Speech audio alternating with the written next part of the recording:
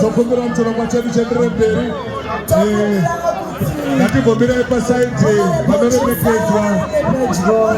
Honorable Machaka. Hajona Baba Shero, uyai pana honorable pano. Uyai pana honorable makafrekwa ndizvozvo. Ipapo. Yeah. Thank you so much. Tatenda. Muri kufara here. Aiwa isu tunakutenda nekuya kwamaita neunhu kuzotsigira the Zimbabwe music legend Baba Alec Macheso. Tinotenda nebasa guru ramuri kuita muno munyika yedu yeZimbabwe. You are an icon, a legend. Noti muno muZimbabwe chete, even beyond. Uye tikufara nekusimudzira kwamuri kuita mureza weZimbabwe kubudikidza nemumhanzi wenyu. Tiri kutenda zvakare kuti mumhanzi wenyu unotakura shoko redzidziso zvichichengetedza tsika nemagariro edu muno muZimbabwe.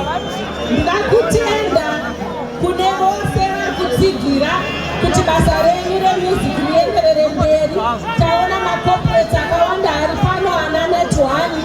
Tinoda kutenda zvakare mahonorables atauya nawo kubva kuhurumende ari kutsigira basa ramunoita.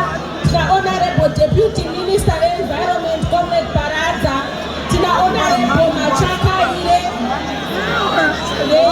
minister Baba Shero. Congratulations, Makorokoto, on the 13th album. I now declare it officially launched. Parishina majenjenje. Dokumbira ati kifamira hapa. Honorable ndo vari kutungamira. Vatipa pledge yavo.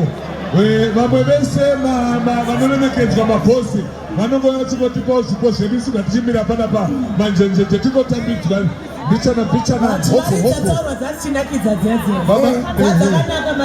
Baba Shero, thank you so much. Nema honorable uyai henyu kuno vanhu vamirira magitare ndizvozvo.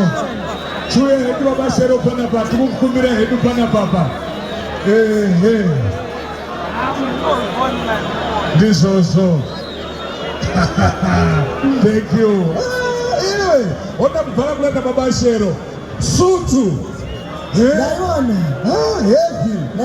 kabhusi kanyowa andara rabvara bwino mapata basa saka chiuya henyu panapa Baba Shero mazvita henyu tokumbirawo shamwari dzenyu dzaBaba Shero honorable mongosiyawo zvipo zvenyu panapa vanazvo uyai musiye zvenyu pano masiya uyai musiya